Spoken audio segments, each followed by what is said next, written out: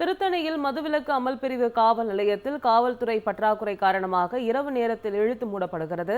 காவல் நிலையத்தில் வழக்கு வாகனங்கள் பாதுகாப்பு கேள்விக்குறியாகி உள்ளது. திருவள்ளூர் மாவட்டம் திருத்தணி தாலுகா, பள்ளிப்பட்டு தாலுகா, ஆர்கேபேட்டை தாலுகா ஆகிய 3 தாலுகாவிற்கு பாதுகாப்பாக அருகில் உள்ள ஆந்திர மாநில எல்லை வழியாக கஞ்சா மற்றும் சாராயம் போன்றவை கடத்தப்படுவதை தடுக்க வேண்டிய முழு பொறுப்பு இந்த மதுவிலக்கு காவல் நிலையத்திற்கு உள்ளது.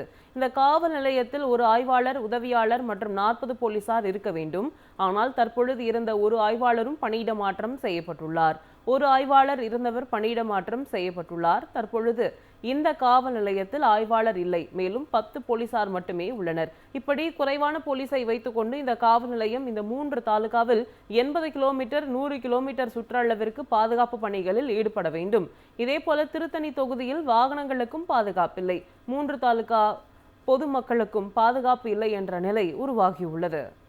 திருத்தணியில் மதுவிலக்கு அமல் பிரிவு காவல் நிலையத்தில் காவல்துறை பற்றாக்குறை காரணமாக இரவு நேரத்தில் இழுத்து மூடப்படுகிறது.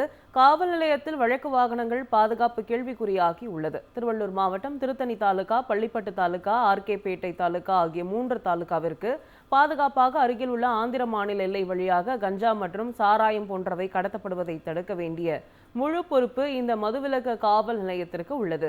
இந்த காவல் நிலையத்தில் ஒரு ஆய்வாளர், உதவியாளர் மற்றும் 40 போலீசார் இருக்க வேண்டும்.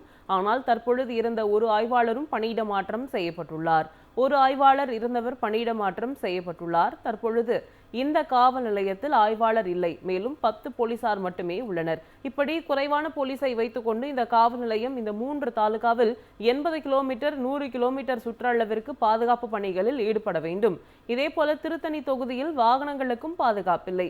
3 தாலுகா பொதுமக்களுக்கும் பாதுகாப்பு இல்லை என்ற நிலை உருவாகியுள்ளது.